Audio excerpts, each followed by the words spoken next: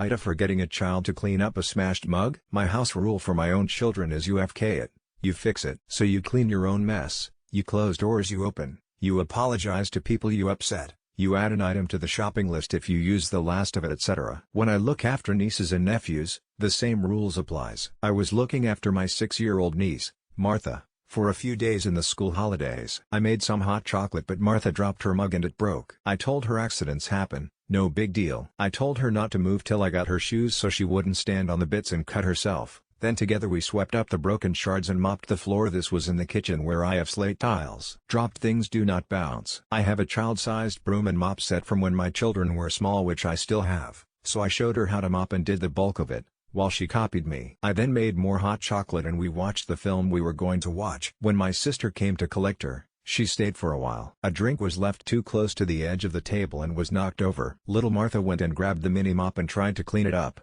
then asked how to mop carpet. I showed her how to get a tea towel, and stamp on it to get all the liquid up, then hang the tea towel to dry. My sister just watched in silence. My sister asked Martha how she knew about the mop, and she told her about the hot chocolate and broken mug. My sister then started shouting at me, saying it was very dangerous to make a child that young clean up hot liquid and shards of ceramic. I said she was about to drink it, so it wasn't hot enough to burn her, and she used a broom and had shoes on, so didn't touch or tread on any shards. Besides, I did most of it and cleaning up accidents is something she will need to learn at some point, so why not start it young? My sister then asked if I thought her house was messy. I said no and that isn't the point, but she was not going to pick up after Martha her entire life, and if she is at my house then to a certain extent it is my rules. I followed her rules in terms of diet and only fed vegetarian food and stuck her usual bedtimes. I do feel there is still an element of following my rules in my house and part of it is UFK it.